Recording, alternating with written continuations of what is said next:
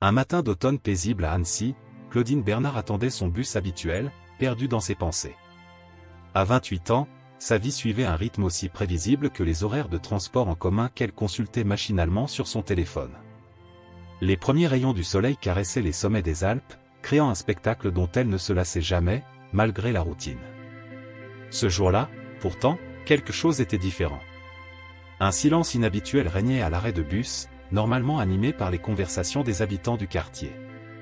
Le vent, plus vif que d'ordinaire, faisait danser les feuilles des arbres environnants, créant une mélodie mystérieuse qui fit frissonner Claudine. Elle resserra son écharpe en laine autour de son cou, tentant d'ignorer cette étrange sensation qui l'envahissait. C'est alors qu'elle le vit.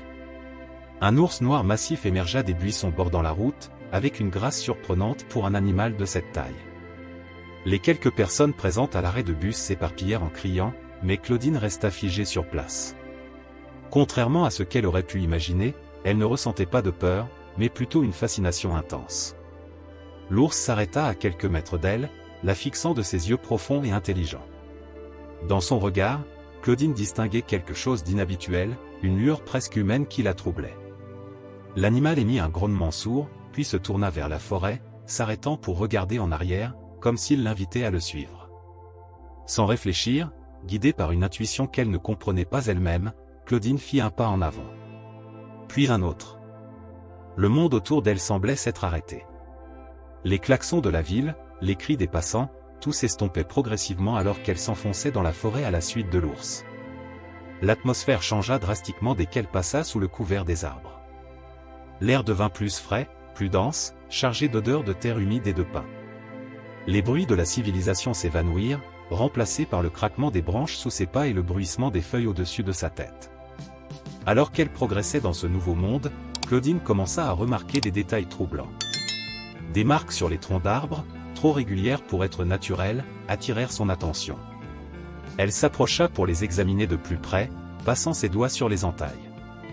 Ces traces n'avaient rien de naturel, elles semblaient avoir été faites délibérément, comme pour marquer un chemin. L'ours continuait d'avancer à un rythme régulier, s'arrêtant occasionnellement pour s'assurer que Claudine le suivait toujours.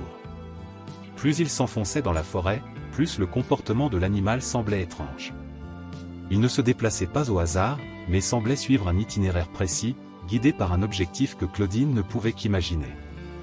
La lumière du jour filtrait à travers la canopée, créant des motifs mouvants sur le sol forestier. Claudine réalisa soudain qu'elle avait complètement perdu la notion du temps. Son téléphone n'avait plus de réseau depuis longtemps, et le soleil, maintenant plus haut dans le ciel, était son seul repère temporel. Après une heure de marche, Claudine et l'ours arrivèrent dans une petite clairière. Ce qu'elle y découvrit la fit s'arrêter net. Un campement abandonné s'étendait devant elle, comme si ses occupants avaient dû partir précipitamment. Des tentes déchirées gisaient au sol, leurs tissus battant faiblement dans le vent. Des équipements de camping haut de gamme étaient éparpillés aux quatre coins du site. S'approchant avec précaution, Claudine remarqua un carnet à moitié brûlé près d'un cercle de pierre qui avait dû servir de foyer. Elle le ramassa délicatement, ses doigts tremblants alors qu'elle tournait les pages noircies. Ce qu'elle y lut lui glaça le sang. Des coordonnées GPS, des horaires, des plans détaillés.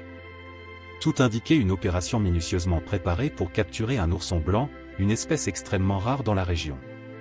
L'ours noir, qui l'observait à distance, émit un grognement plaintif. C'est alors que Claudine comprit. Cette mère désespérée ne cherchait pas à l'effrayer ou à l'attaquer, elle cherchait de l'aide pour retrouver son petit. Les dernières pages du journal mentionnaient un point d'extraction situé plus profondément dans la forêt. Soudain, un bruit de moteur au loin fit sursauter Claudine. L'ours se redressa immédiatement, tous ses sens en alerte. Sans hésiter, Claudine rassembla rapidement quelques équipements abandonnés qui pourraient lui être utiles, une gourde, une lampe torche, et une carte de la région. Elle glissa également le journal dans son sac, sachant qu'il pourrait contenir des informations cruciales. Alors qu'ils reprenaient leur progression, le terrain devint plus accidenté. Les marques sur les arbres étaient plus nombreuses, formant un motif que Claudine commençait à comprendre. Ce n'était pas de simples repères, mais un véritable système de navigation utilisé par les braconniers. Elle nota mentalement chaque détail, sachant que ces informations pourraient s'avérer précieuses. Le soleil atteignait son zénith lorsqu'ils arrivèrent devant un obstacle majeur, une rivière tumultueuse barrait leur chemin. Un pont suspendu, visiblement endommagé, oscillait dangereusement au-dessus des eaux agitées. L'ours s'arrêta, son regard alternant entre Claudine et la rive opposée, comme si elle évaluait leurs options. C'est alors qu'une voix surgit derrière eux, faisant sursauter Claudine. « Je ne prendrais pas ce pont si j'étais vous. » Un homme d'une cinquantaine d'années émergea des buissons, un appareil photo professionnel en bandoulière. Il se présenta comme Philippe Dumont, photographe naturaliste. Contrairement à ce que Claudine aurait pu craindre, l'ours ne montra aucun signe d'agressivité envers lui. Philippe leur fit signe de le suivre, les guidant vers un passage plus sûr en amont. En marchant, il expliqua qu'il suivait les activités des braconniers depuis plusieurs semaines, documentant leurs agissements pour alerter les autorités.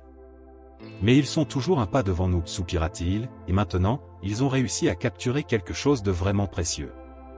Le photographe sortit son appareil et montra à Claudine des clichés qu'il avait pris la veille, des empreintes fraîches dans la boue, des marques de cages sur le sol, et plus inquiétant encore, des traces de véhicules tout-terrain se dirigeant vers le nord. Le temps pressait, et ils le savaient tous les trois. La présence de Philippe changeait la donne. Grâce à sa connaissance approfondie de la forêt, il progressait plus rapidement, évitant habilement les zones piégées par les braconniers. L'ours, étrangement, semblait avoir accepté ce nouveau compagnon de route, comme si elle comprenait instinctivement qu'il était là pour aider. Ces braconniers ne sont pas des amateurs, expliqua Philippe tout en marchant. Ils font partie d'un réseau international qui cible spécifiquement les espèces rares. Mais cette fois, ils ont fait une erreur. Il s'arrêta pour montrer à Claudine une série de photos sur son appareil. Les images révélaient un campement sophistiqué, bien plus grand que celui qu'ils avaient découvert plus tôt. Soudain, un bourdonnement familier brisa le silence de la forêt. « Un drone » chuchota Philippe en tirant Claudine sous le couvert d'un grand sapin. L'ours, comprenant le danger, se fondit instantanément dans l'ombre des arbres. Le drone passa au-dessus d'eux, ses caméras balayant méthodiquement la zone. Ils retinrent leur souffle jusqu'à ce que le bruit s'estompe dans le lointain. Une fois le danger écarté, Philippe révéla une information cruciale, ces gens ne cherchent pas seulement des animaux rares. Ils ont découvert quelque chose dans cette forêt, quelque chose qui pourrait changer toute la région. Il sortit de son sac une carte détaillée, pointant une zone marquée en rouge. Des études géologiques récentes ont révélé la présence de minerais rares sous ces montagnes. L'histoire de l'ourson n'est qu'une partie d'un plan bien plus vaste. Claudine observait la carte avec attention quand un bruit de branches cassées les fit tous se figer. L'ours se redressa, humant l'air avec insistance. À travers les arbres, ils aperçurent des silhouettes se déplaçant rapidement. Les braconniers étaient proches, trop proches. Se déplaçant silencieusement, le groupe suivit un ancien sentier de berger que Philippe connaissait. Le chemin les conduisit à une grotte naturelle, dissimulée derrière une cascade. À l'intérieur, ils découvrirent des équipements abandonnés et, plus surprenant encore, des documents éparpillés. Claudine ramassa une feuille couverte de chiffres et de diagrammes. « Ce sont des plans d'exploitation minière, » murmura Philippe, examinant les documents. « Ils veulent transformer toute cette zone en site d'extraction. L'écosystème entier serait détruit. » L'ours s'agitait nerveusement, comme si elle comprenait la gravité de la situation. Son inquiétude était palpable, et Claudine réalisa que ce n'était pas seulement son petit qui était en danger, mais tout son habitat. Des voix lointaines les forcèrent à reprendre leur progression. Philippe les guidait maintenant vers une zone plus escarpée, où les traces des braconniers devenaient plus évidentes. Des marques de lutte dans la terre et des touffes de poils blancs accrochés aux buissons indiquaient qu'ils se rapprochaient de l'endroit où l'ourson était retenu. Alors qu'ils avançaient précautionneusement, Claudine remarqua que l'ours devenait de plus en plus agité. Son comportement changea soudainement, ses oreilles se dressèrent, et elle émit un grognement sourd. Au loin, à peine perceptible, un faible gémissement se fit entendre. Le cœur de Claudine s'accéléra, c'était le premier signe tangible de la présence de l'ourson. Le gémissement de l'ourson agissait comme un aimant, guidant leur progression à travers la forêt de plus en plus dense. Philippe fit signe à Claudine de s'arrêter derrière un gros rocher couvert de mousse. Devant eux s'étendait une clairière où plusieurs véhicules tout-terrain étaient garés. Des voix d'hommes résonnaient, mêlées au bruit d'équipements métalliques qu'on déplaçait. L'ours commençait à montrer des signes d'impatience, mais Philippe posa doucement sa main sur son épaule, un geste étonnamment apaisant. « Il nous faut un plan, » chuchota-t-il. « Ils sont au moins 6, peut-être plus. Et ils sont armés de fusils tranquillisants. » Claudine observa attentivement la scène. Une grande cage métallique était visible près des véhicules, couverte d'une bâche sombre.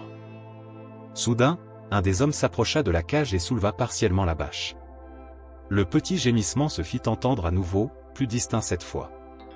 L'ours tressaillit, et Claudine dut faire appel à toute sa volonté pour la maintenir cachée. « J'ai une idée » murmura Philippe, sortant de son sac un petit dispositif électronique. « C'est un brouilleur de signaux.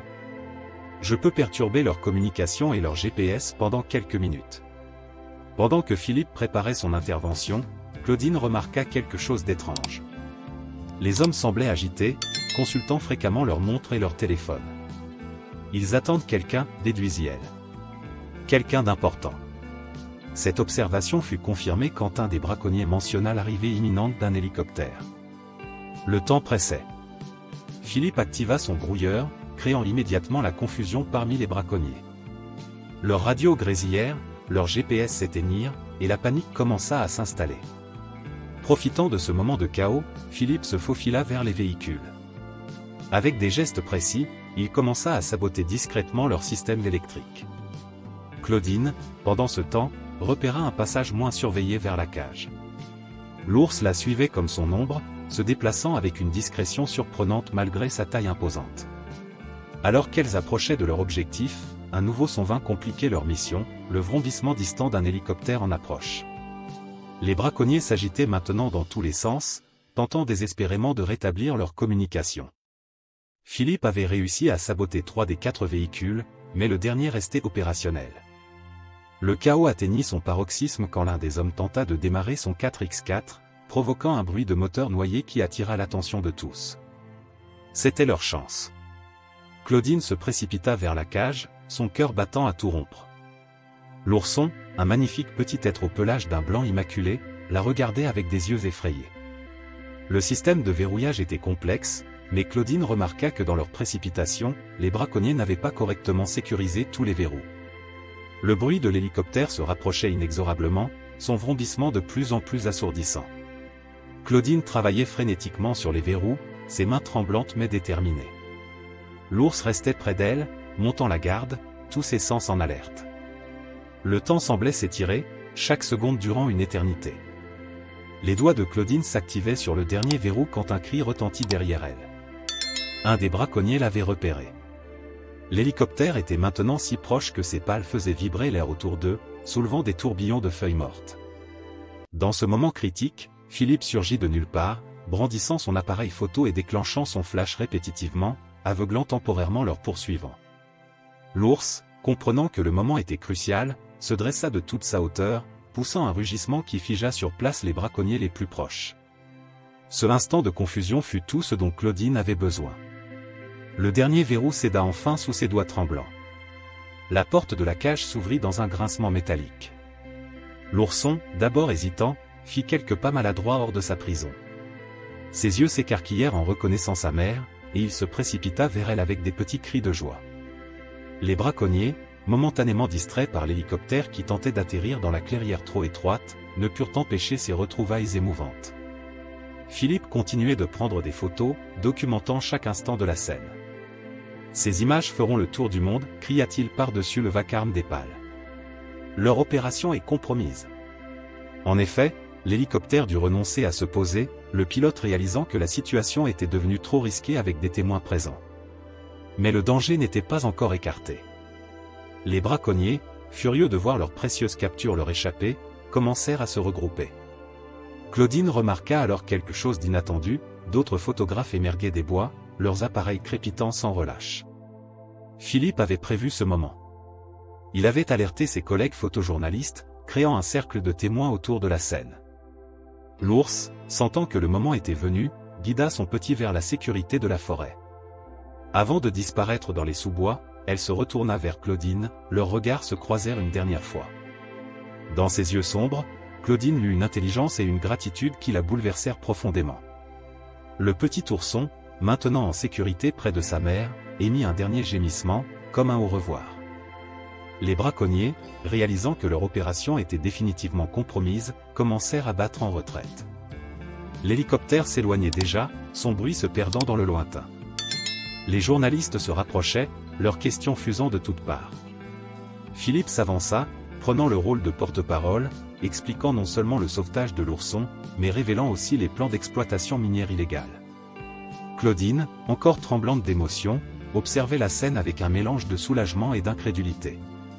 Elle avait du mal à réaliser tout ce qui venait de se passer.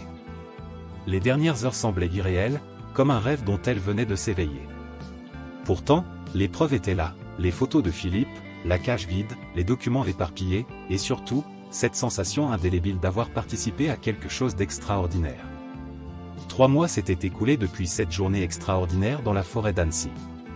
L'histoire de Claudine, de l'ours et de son petit avait fait le tour des médias internationaux.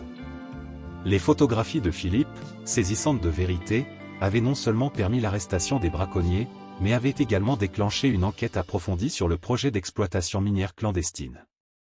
Assise dans son nouveau bureau au siège de la Fondation pour la protection des Alpes, Claudine contemplait la une du journal local encadrée au mur. Les images de l'ours et son petit, maintenant libres dans leur habitat naturel, continuaient d'émouvoir le public. Mais plus important encore, leur histoire avait catalysé un mouvement de protection de la faune alpine sans précédent. La Fondation, créée suite à ces événements, travaillait maintenant activement à la préservation des espaces naturels de la région.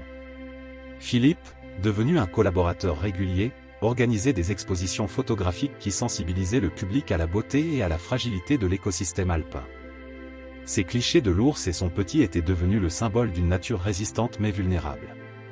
Chaque matin, en se rendant au travail, Claudine passait devant l'ancien arrêt de bus, désormais transformé en point d'information environnementale.